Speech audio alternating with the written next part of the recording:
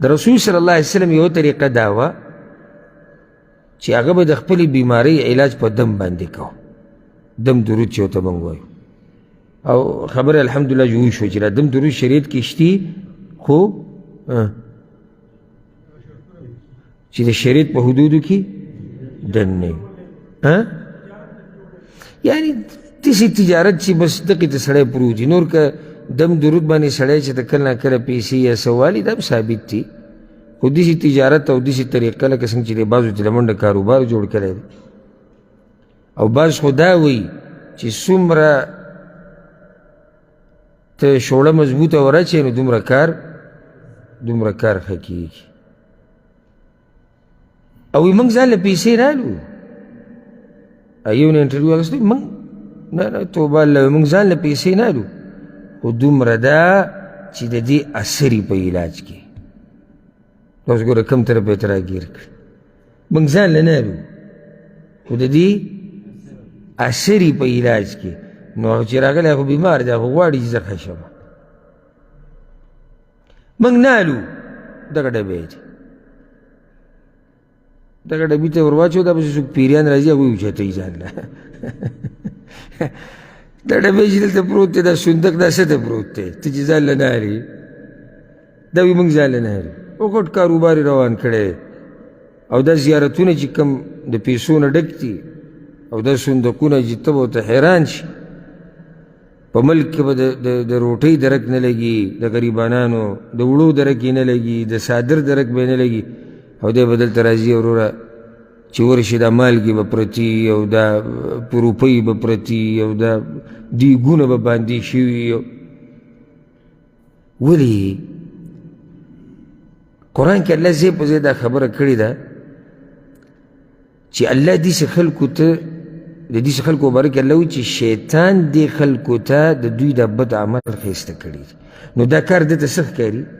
ښایسته ښکاري، چې زه په غټه دیندارۍ کې پروت یم. د الله کور ته راشي، د الله کور به خالي وویني. عجیبه ده، د الله کور هغې ته چې راشي هغه به خالي ومومي، او چې درګاه او دربار له ورشي هلته به دومره رشي چې د خپې د ایښودو ځای به نه وي. دا چې په دې قبر کې پروت دی، دا د الله بنده دی. نو چې د الله بنده دی، ته د دې بنده هغه رب سره ولې تعلق نه جوړوي؟ او ولې دې ځان ذلیله کړی دی په دې درګاهونو او دربارونو باندې پروت دی، او دکې یې خوري، یو ځای ته ځي او بل ځای ته ځي،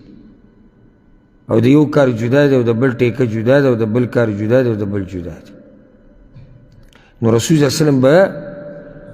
دم کوو، په ملګرو به هم دم اچو، په ځان به هم دم اچو. دلته دا خبره یاده کوي، دا ډېره فایدهمنه خبره د دې عوامو ذهن کې دا ده چې دم اله اثر کوي چې کله یو عالم او ملا واچوي، اله به دا اثر کوي. نه، چې عقیده دې په الله باندې مضبوط وي چې رب العالمین به ماله شفا راکوي، او دا دم دې د شریعت موافقي شروط پکې دغه یي دا کوم چې موږ ذکر کړو، ناروا څه پکې نه وي، رب العالمین تعالی شفا درکوي. هغه که ته په ځان باندې په خپله دم واچي، لازم نه چې ته په یو عالم پسې ځې، په خپله ځان دم وکړه. دلته اوس دې حدیث کې راځي، عایشه رضی الله عنها وایي دا تاسو ته یو دم ښیم او زده کړئ چې چاته څه بیماري ده، الله به په دې باندې شفا ورکړي، او په دې سره به علاج وشي. عایشه رضی الله عنها وایي، او دا حدیث چې دی په صحیح بخاري صحیح مسلم کې دی، وی ان رسول الله صلی الله علیه وسلم کان اذا اشتکا، رسول صلی الله علیه وسلم باندې چې به کله بیماري راله، نفث على نفسه بالمعوذات، نو په ځان باندې به په خپله دا معوذات وي. معوذات قل اعوذ برب الفلق او قل اعوذ برب الناس، یو روایت کې قل هو الله احد هم راځي. ته دا درې سورتونه ووایه، هېڅ خبره نه، دا درې سورتونه به ووایي. نفث على نفسه، بیا به په ځان باندې چوف کړو، یا په خپلو لاسونو باندې به چوف کړو، او هغه به په بدن راښکو. د یو طریقه یې دا وه چې په دې لاسونو کې به چوف کړو، او بیا به په دې بدن راښکودو. بله طریقه یې څه وه؟ بله طریقه یې دا وه چې دا لاس به یې یخود او په هغه ځای باندې چې په کوم ځای باندې به تکلیف او دا صورتونه به یې وي او چوف کول وي. او عائشة رضی الله عنها وی فلما اشتکا وجعه الذي توفي فيه وی چې کله پې هغه بیماري راله په کومه کې چې وفات شوی دی خو علاج نه طفقت أنفث على نفسه بالمعوذات التي كان ينفث نو ما به په دقه صورتونه چوف کول کم چې به هغه په ځان باندې چوف کول خو دومره دی چې د هغه لاس مې د هغه په بدن راښکود خپل لاس نه ولي رجاء برکتها ځکه چې د هغه په لاس کې برکت نو صورتونه به ما وي لاس به پې د هغه لاس د هغه په بدن به یې راښکود دا یو دم دی زده یې کوي او دې دمونو کې ګوره اجازې مجازې نه ده اجازه موږ له ټوله رسول الله وسلم را کړې ده هغوی کوي دا دمونه چې د شریعت موافق دا به دومره شی بره ځوړن کړی وي دا ماله پلاني پیر صاحب اجازه را کړې ده څه شي اجازه ده صحیح دم چې څوک اچوي او ورځي والا دا اجازه ده کوه دا اوس اجازه ده که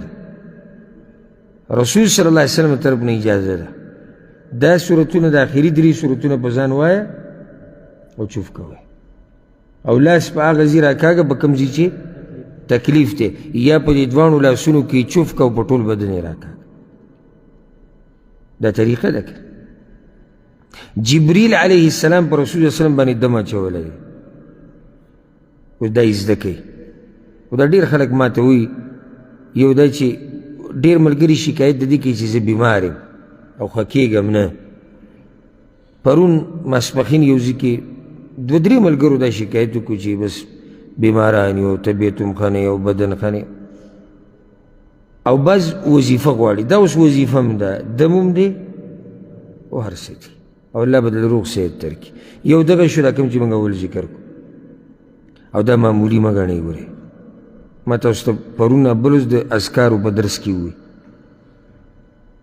چې ما پسې په دې نږدې ورځو کې 3 کسان رالو 3 کسان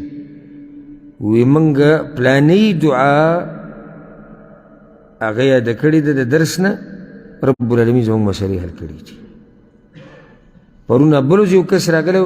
هغه ما دا دعا یاده کړې ده اللهم عافني فی بدني هغه دعا موږ ذکر کړې او فی سمعي او آخره پورې او زه بیمار وم الله ښه کړی دا معمولي مه ګڼئ ورته اوس ته بغیر پیسو نه میلاویږي که نه او موږ یې ته داسې واضح حضر بیان کړو په اسانه سره نو دا چې هغه اجازو والا خواله ورشي که نه نو بیا به له سره قدر پیدا شي چې داسې یو بکسه یې پرېښودي او تا ته وایي چې دې کې ور واچوي 500 روپۍ بیا به ډېر قدر کې دا مسند خبرې د رسول صلی الله علیه وسلم نه ثابتې ابو سعید الخدري وایي چې جبریل علیه السلام راغلی و په رسول صلی الله علیه وسلم پسې ورته وی یا محمد اشتکیته ای محمد صلی الله علیه وسلم بیماری وی هغه ورته وایي چې نعم بیمار دا په صحیح مسلم کې حدیث دی نو دم یې پرې واچوه دم یاد که بسم الله ارقیک د الله په نوم سره تا دمومه من کل شیء یؤذیک د هر هغه شي نه چې تا تنګۍ تا له اذیت درکوي من شر کل نفس چې د هر شر یا د هر نفس د شر نه بچ شي او عین حاسد او یا د حسدګر د سترګو نه الله یشفیک الله دې تعالی شفا درکي بسم الله ارقیک زه د الله په نوم تا دمومه دې کې هر سره من کل شیء یؤذیک من شر کل نفس او عین حاسد هر هغه شی چې تاله تکلیف درکوي او د هر نفس د شر نه او د هر حسدګر د سترګو نه که نظره شوی دا دم یاد که په ځان یې وایه په بچو یې وایه په ښځه یې وایه په ملګري په مشر او په کشر ته ګوره چې رب العالمین څومره برکت په دې کې اچي بسم الله ارقیک من کل شیء یؤذیک من شر کل نفس او عین حاسد الله یشفیک بسم الله ارقیک